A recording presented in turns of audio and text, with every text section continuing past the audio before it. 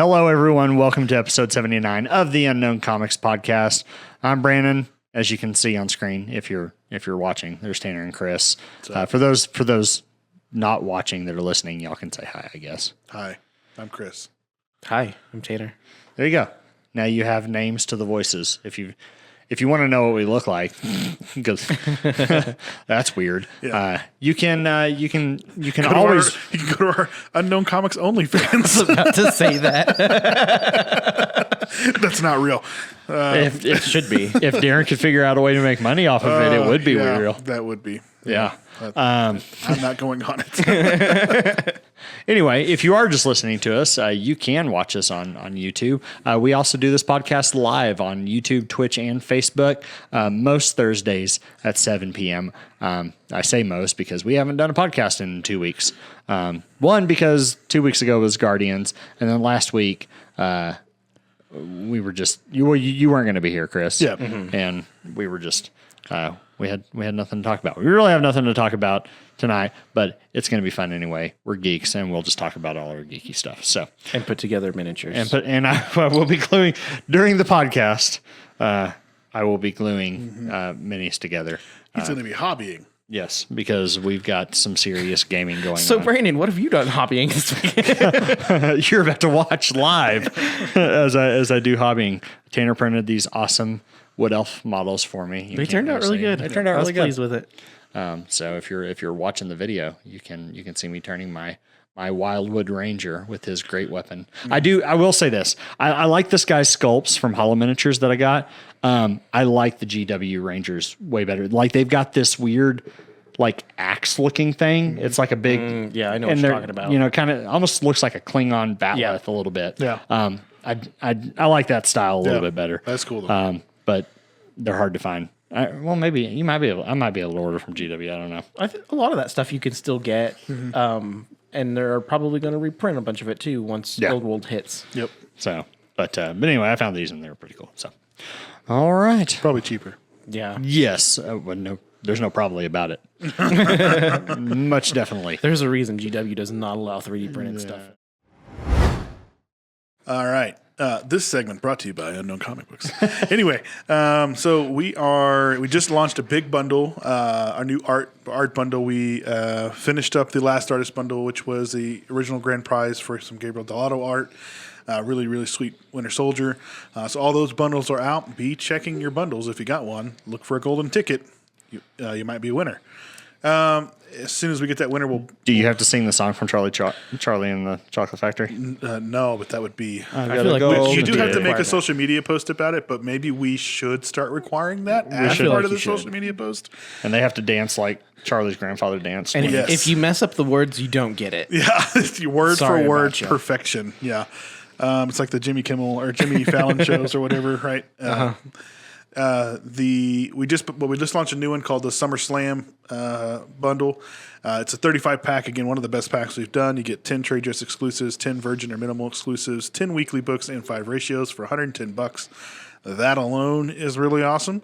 But you also get a chance to win another piece of Gabriel Dell'Otto art. This one has Iron Fist and Luke Cage.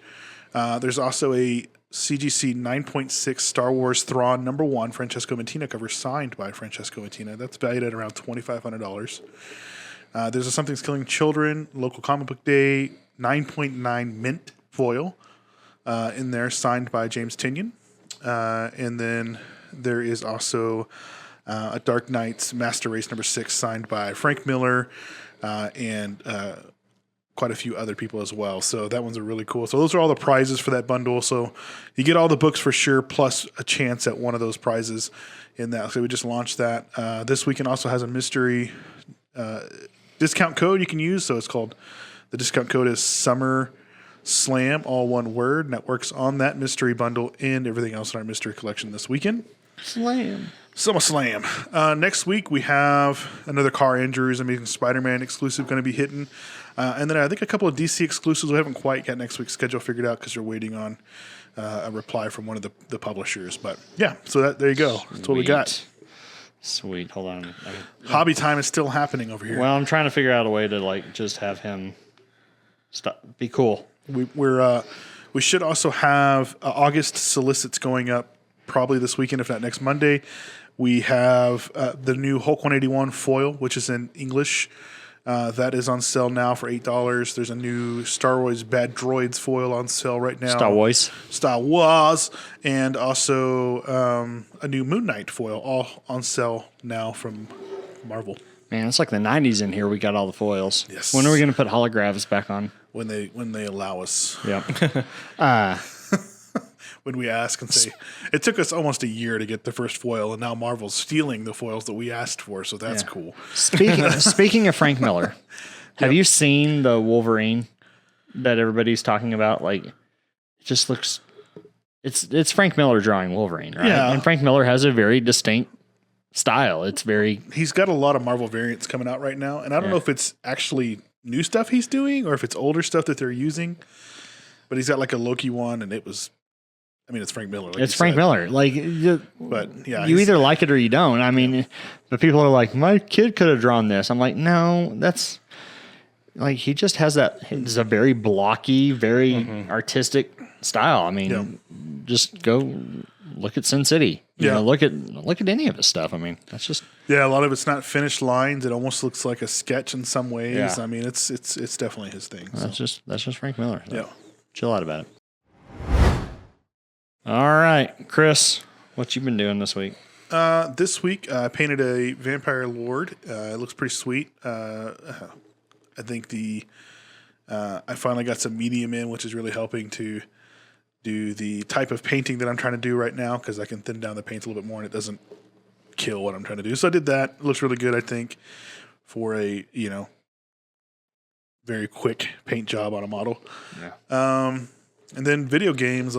It's Call of Duty, and then of course still playing Star Wars. It's been really good. I'm almost done with the book that goes in between them. I've got about 30 minutes left. I listened to the audio version of that. So how many pages is 30 minutes? It's about 12 hours total. So I don't know how many pages the book is. I could say a longer Harry Potter book is about 20 hours. Yeah. So about half that. Order of the Phoenix is the longest of them all. Yeah. It's also the biggest book too. Yeah. So if that kind of gives you some kind of a, whatever. Lord of the Rings books are about 16 hours each. Wow. 16. 1-6. All right. So, that's what I'm doing. Yeah, go. All right. Go, Tanner. I've been doing a lot of printing. I got some minis done. I did some terrain for us. And this weekend I've got my next D&D session coming up, so I've been trying to prep for that and trying to get caught up on Warhammer Plus. This little jerk is not going to stand on his own. Like literally his connection point is the balls of his feet. Does that activator spray over there work with that Yes, glue? it does, but I didn't grab it. Hey, is that activator spray over there work with that glue? Continue. Well, aside from that, just now we did have somebody say that Frank Miller's style is not blocky; it's crystal meth. So, okay. Thanks for that comment, Paul. Yeah, I don't know. I don't know about that one. So, So. Oh, there's Brandon. He's back. Hi. Hello. What else you been doing, Tanner? You got anything else going on? That's really been it. The printing takes up a lot of time. What about the podcast? So we had a episode drop this Monday about La Llorona. It was our Mother's Day special. Okay. So are you guys doing, I know you've done some stuff about local stuff, but you kind of go wherever, right? It's not always just one thing. Right? No, it's not bound by anything. And we do folklore, we do horror, pop culture. I mean, it's anything spooky. I love Make that it a fact. mess. For anybody who's watching, you're probably just looking at Brandon and how lost he looks. Just doing what he's doing. This is a really bad idea. It's fine. He just sprayed all over his brand new computer. It smells. Wow. Did it leak? We're all going to have contact high here in a second. It's fine. We've got a while before we have to drive anywhere. Yeah, it's fine. Yeah, it's fine. Mistakes are made. I was wondering why. Oh gosh, it's a turn my head this way. It's so intense. It's like a super glue bottle just like fell on the table or something. Oh, sure. And it didn't even work. That's sad. It's too goopy. Yeah. It'll be okay. I don't know what I'm doing. Yeah. This is why you don't hobby. This is why I don't hobby, and this is why I should not hobby. No, you're doing great. You just need to do more of it, then you'll know what you're doing. Here we go. Stand up. Look, it's Just beautiful. Be cool. His one point of contact. Wow. I'm going to start coughing here in a second. No. So he didn't have a base? He didn't Not have that like you a sent stand? me. Okay. Yeah. These dudes, I mean, I guess that's just any model. Oh, no, because GW has like the slot. They don't do that No, anymore even a very lot. often. Even a lot of their like bases like that. It'll have a good little round spot that it sits on, but it's not. It'll still be one of those things where you. No. But it's also something you can use plastic glue on, so it can weld properly. And the plastic itself is so light that you're not really likely to break it. Yeah. Yeah, this is the plastic. That'd Plastic be- cure. Yeah. Plus fingernails. Oh, you can use this on your fingernails if you're doing acrylic nails. Good to know. There you go. That's grand. You got a whole nother market you I can know. I sell didn't that even to. know. I didn't even My know. wife does her own nails. She does like the little dippy Wonder if things. it's- I wonder if I can sell it to the salon down the way from us right here. The salon. I thought you said salon, like Yeah. as in the Warhammer frogs. Nerd. All right, me. Okay, I guess it's my turn to go. Yeah, so, well, I'm doing my hobbying right now on camera and not doing well. And let's see, what else have I done this week? I got my new computer. You can actually see it. You just knocked his model off the base. Oh my God. No. That's so awesome. All that for nothing.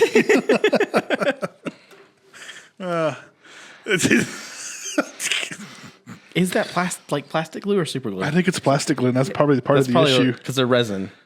Yeah, you need actual super glue. It's a different bottle. We'll help you. We'll help you when we're all done, Brandon. We'll help you. We'll help you. What else you doing, Brandon? Let's see. Not saying cuss words right now?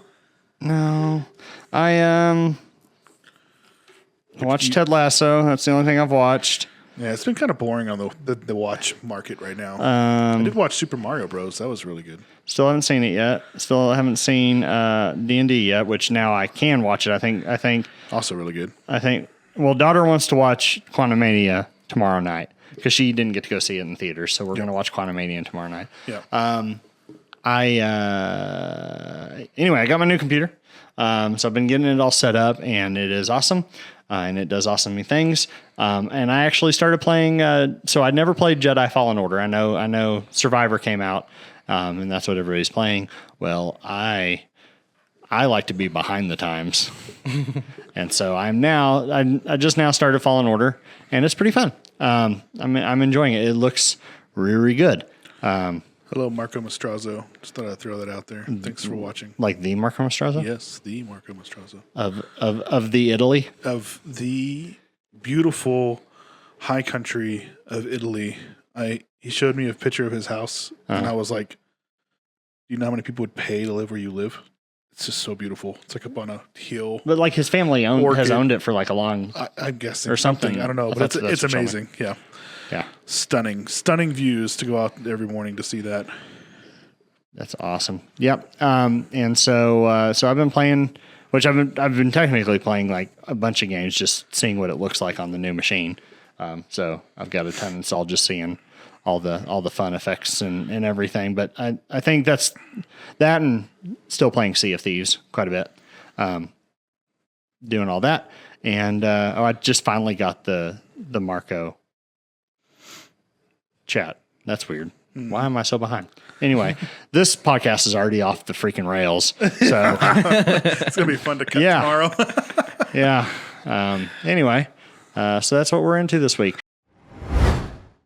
I figure, what we could chat about is kind of what we've all been doing together over the last couple of weeks, and just kind of give everybody a taste of how we feel. Maybe a review so far Of Age of Fantasy. Of Age of Fantasy. So in summary, so what we've been playing is by a company called One Page Rules, and now that is just a name. Much of their rule sets are not solely on one page. The core rules are. The core rules are. Yeah. And you can definitely play it one page, and then, of course, the other side of the page is all your special keywords and stuff. But it stemmed from basically back in 2015, I believe. When did 7th edition come out? 2014, 2015? Around that time when 7th edition 40K came out. The creator basically just decided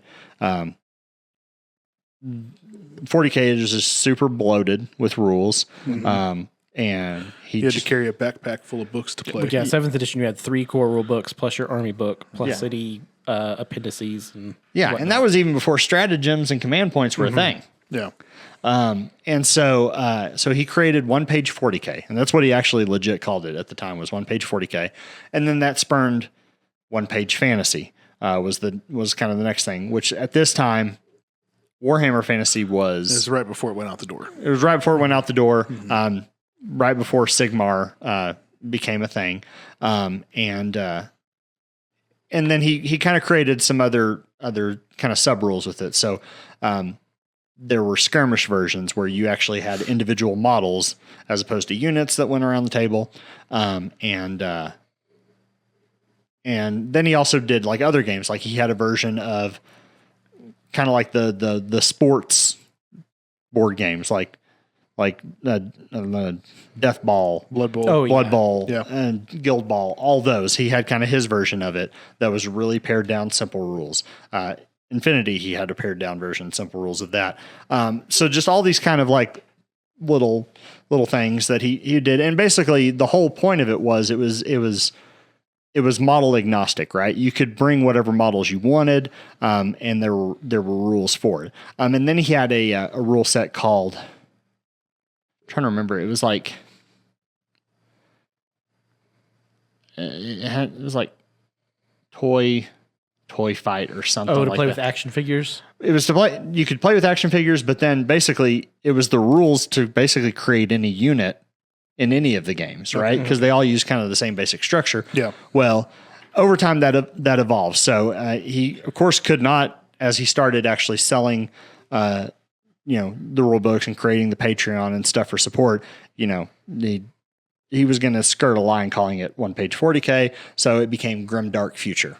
Still, you know exactly what it's going for. Even when you go and look at the little armies that he has in there, it's they are skeleton warriors, there's definitely some very similarities. Yeah, it's definitely skirting the generic line, but it's allowing you to play with the GW models. It's allowing you to play with the Mantic models, and what kind of is propping it up right now is 3D printing. The huge 3D printing boom. You have all these sculptors that are just creating 3D prints, like Hollow Miniatures creating all my wood elves. Yeah. What I like is, just kind of a little side of that is just somebody made an all-female Imperial Guard 3D printed.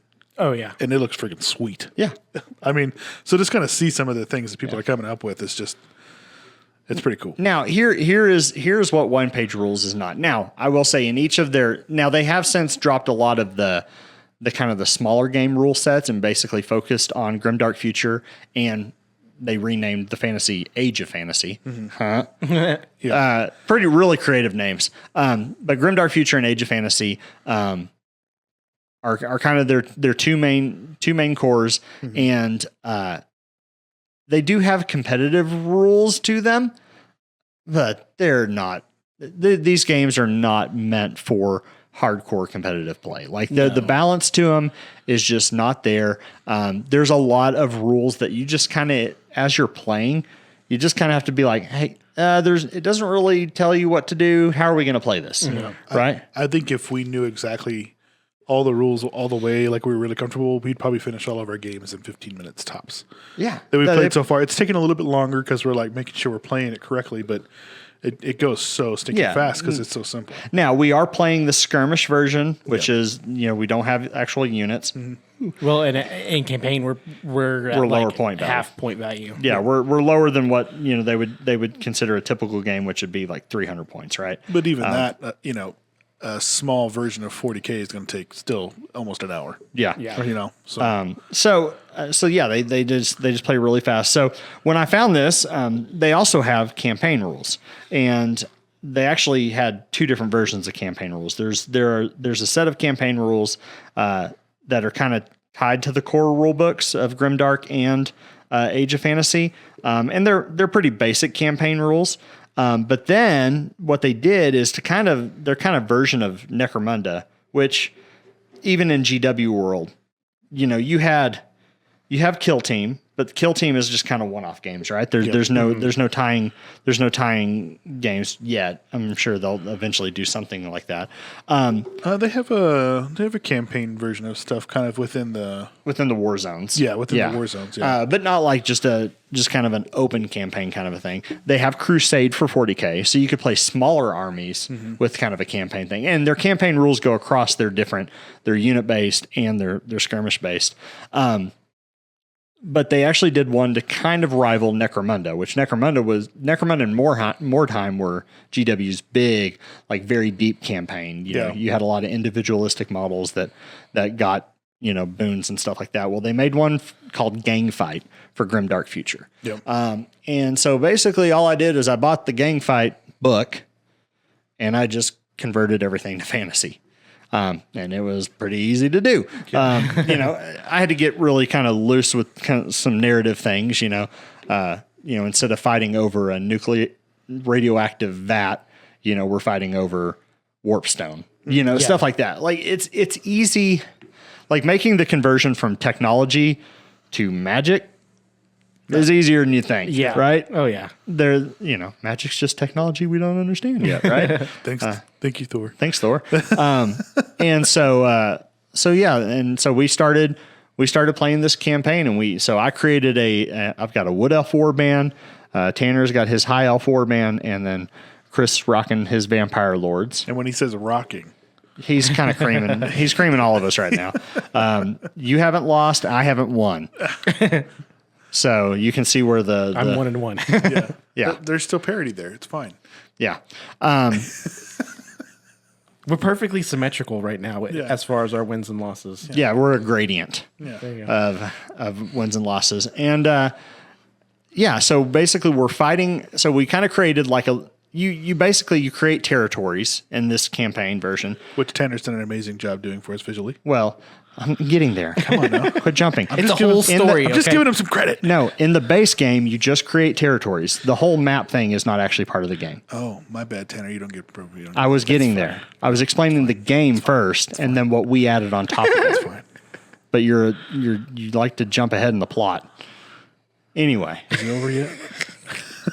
You create territories, and then you fight over territories. And typically in the game, it's just a list, and you're basically whoever controls what territory, you get so many victory points and maybe a special rule or whatever. Well, we decided kind of a fun narrative thing is what software did you use, Tanner? It's a web-based, I think it's called Incarnate. Okay. Yeah, I've heard of Incarnate. And it's mostly for RPGs. Dungeon Masters, but you could make world maps, you can make regional maps, whatever you want. Yeah. So we made a map of a fictional city called Vindestadt. Y'all didn't even know how to say it right, did you? I took 3 years of Drummer. There you go. Vindestadt. I don't even remember what it means. Windy City. Yeah, there you go. Amarillo. Well, that was part of it, but the other part of it is the whole shtick of why we're fighting over it. The city is a city that's basically been overtaken by vampire lords. So it was an imperial city overtaken by vampire lords. Hello, Ron freaking Leary. My wood elves kind of inhabit a bordering forest, and we don't like vampires being neighbors. And so we drove the vampires out and kind of wrecked the city quite a bit in the process. So the vampires are trying to get their foothold back in the city. We're trying to keep people out. And then the high elves are sailing over because the importance of the city is it's like a nexus for like winds of magic, which if you've ever followed Warhammer, that's a big thing in the fantasy is magic follows winds. Mm-hmm. More so like, it's naturistic. Yeah. So like this city is very important, and so the High Elves are trying to make a colony out of it. And so basically, it's the three of us fighting over this one city, very very Mordheim-esque, and the vampires are currently getting that foothold. yeah, they got the castle. Because I'm like, hey, why don't we fight over the castle? That's a good idea. And then I lost. And sure enough, I just handed it right back to him. Yeah. So it's cool. Speaking of vampires, I did watch the new Renfield movie. Was it fantastic? It looks was fantastic. It was good. It was good. So highly recommend that one if you haven't seen it already. Nicolas Cage is kind of on the upswing. His fake movie about himself. That was one of the best movies I've seen. If you haven't seen that Speaking of Ron Leary, which Ron freaking Leary, if you've ever met Ron. Yeah, he does an amazing Nicolas Cage. And looks like Nicolas Cage, too. And has been mistaken as Nicolas Cage. Yeah, only he has hair. Yeah. Ron has hair. Nicolas Cage has hair now. Nicolas Cage has a gigantic forehead. He actually went and had the surgery. He has the hair now. Yeah. Ron's is real. Yeah. So for now, as far as I know, I don't know. But anyway, I've enjoyed it. Probably my only complaint would be me being the mind I am, not having rules just laid out specifically, and just us kind of having to fill gaps in the moment is kind of weird. But if we just step back and we're just playing for fun, it's not super competitive. We can pretty much come to some common sense understandings. Yeah. Like last week, Chris and I had a mission where, most missions end after 4 rounds and there's no rules to go past that. Well, nothing about ties or objectives not being completed. So we just decided, well, why don't we just keep going and it's sudden death? Because more than likely nobody's actually won yet in 4 rounds by the actual mission. It's either they've routed somebody else or like what we did last week where we kind of went into sudden death and I think we played all 4 turns, but if need be, I could have got to whatever I had because at that point there was no more competition. Yeah, but you also win by me routing out anyway, which is what ultimately happened. Yeah. And that's fine. I mean, and so what we decided, Tanner, is basically after round 4, it's basically sudden death. At the end of any round, if there's not a clear victor, you just go to the next round because the rounds play so freaking quick anyway. By that point, it's like, why not just go until? Because at that point, we had both held an objective, and the rules to win was whoever holds both. Yeah. Or destroys one and still holds theirs. Yeah. So, and that's a common sense house rule, and that was pretty easy to arrive at. Mm-hmm.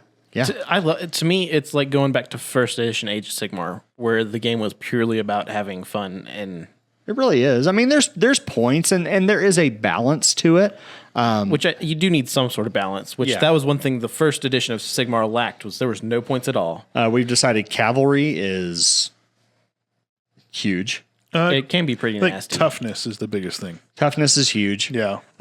Which is basically like your armor. If you can use your ranged attacks effectively. Yeah. The game is very lethal, and we actually play with some optional rules that make it a little more lethal. Yes. And then we were talking about that too. Like, just some things die so fast. And I was like, well, we chose to make them die faster though with the crits and stuff like that. But it's pretty cool. Yeah.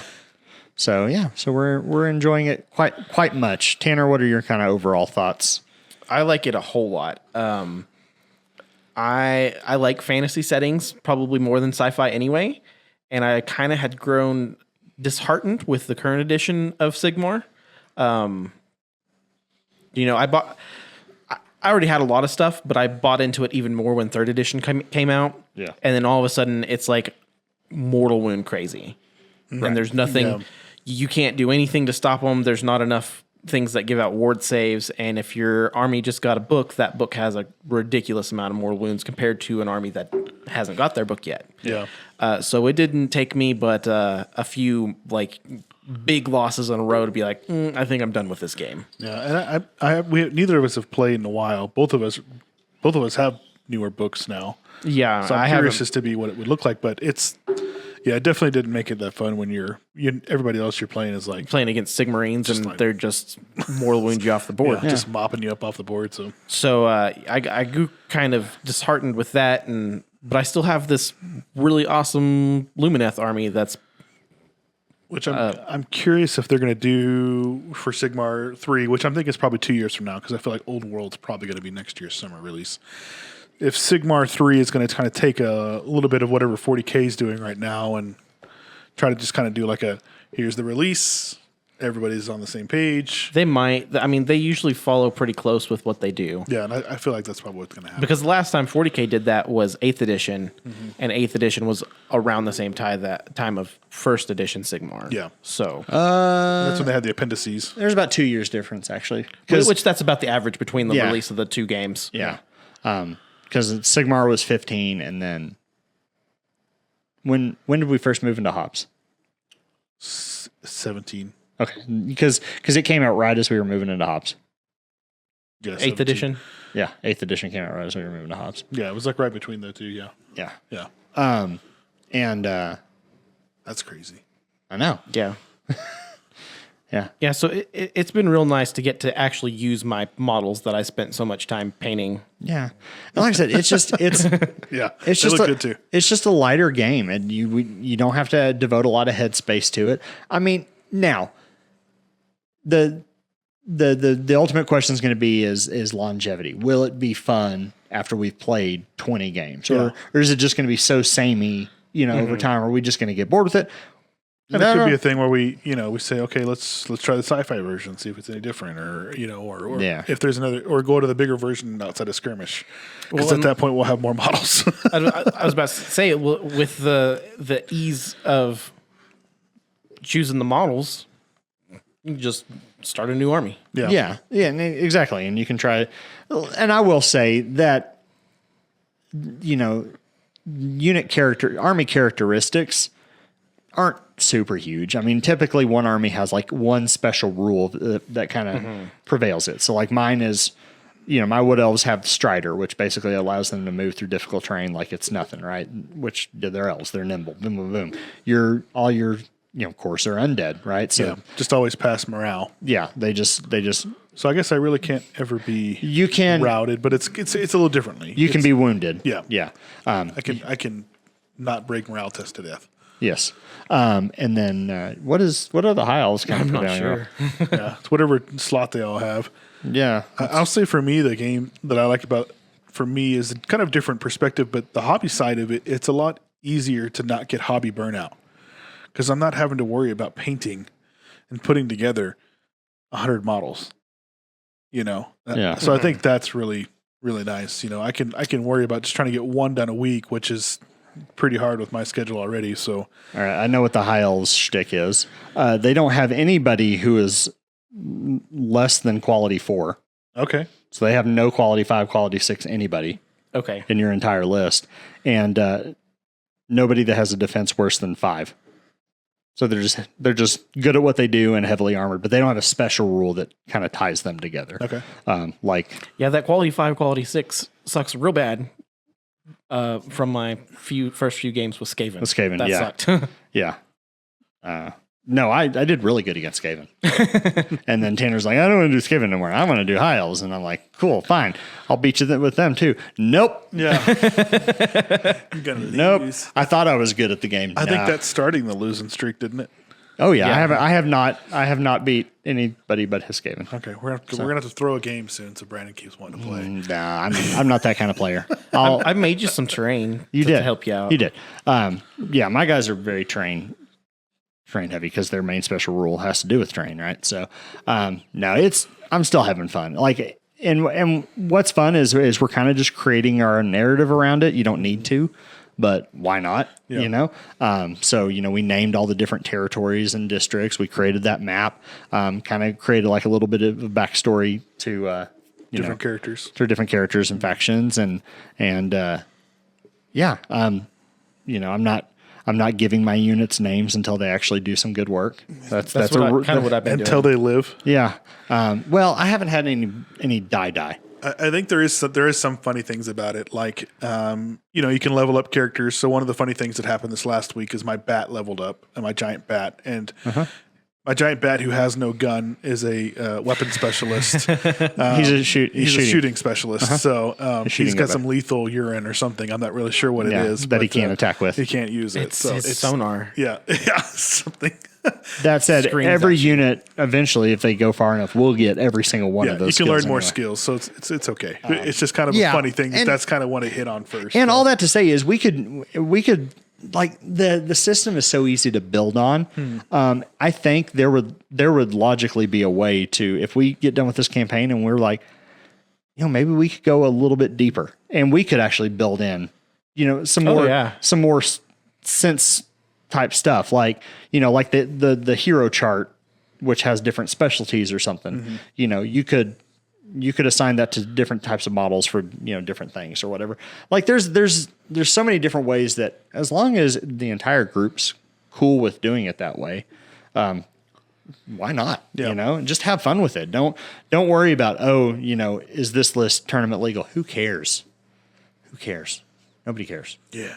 Tournaments are dumb anyway. No one cares. Unless it's an infinity tournament, and those are fun because most people were just drinking the whole time. I was about to say, that was a beer fest. That wasn't a tournament. Beer fest with That's my kind of tournament. Yeah. It wasn't, the competition was there, and Infinity can be a competitive game, but, this is about to pop because sorry. I squeezed those springs together and they stuck together, and I was like, yep, that's going to pop on mic. You're going to see that on your edit tomorrow. That's when I popped the mic. But yeah, we're having fun. Well, thank you for joining us for this odd edition of the podcast. We'll do better. We promise. Maybe. Yeah. We're doing this for ourselves anyway. It's just an excuse for us to sit down and talk about what we want to talk about, and we're just including y'all in the conversation. Again, if you are watching us live, you can always pick up our podcast wherever you download audio podcasts. And of course, you can also catch it the day after on YouTube. If you want to catch us live, Thursdays at 7, Facebook, YouTube, and Twitch. Of course, always go to our website, unknowncomicbooks.com. That's where we have all of our great exclusives and products. You don't want to miss it. I think, it doesn't matter. Go ahead. You're good. No. I mean, it's not going to matter. If you're watching today on Friday, then Darren's doing a live show with Nathan Zerdy. So check it out on Whatnot. On Friday? Today is Friday. If it's Friday, today, Friday, 5/19. If you're watching live. 5/19. If you're watching live, then tomorrow. 5/19. If you're watching the day we uploaded Nathan Zerdy. Live Whatnot. Today. Okay. Hi. Just follow us on Whatnot. If it's Saturday, you missed it. Hey. Pro tip. Follow us on Whatnot. Yeah. You'll see our schedule. At Unknown Comics. Unknown Comics. Okay. Tanner's got a podcast. Yeah. Reapers, Creepers. Yeah.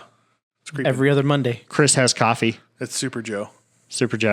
I don't have any side hustle. I mean, this is my side hustle. Yeah, so this is a fun job. Although there we go. The job's fun too. So he's good. Oh, okay. Most of the time. Okay, cool. Yeah. Cool. Sometimes this one's not fun. Like right now. All All right, everyone. Have a great evening. right. Bye.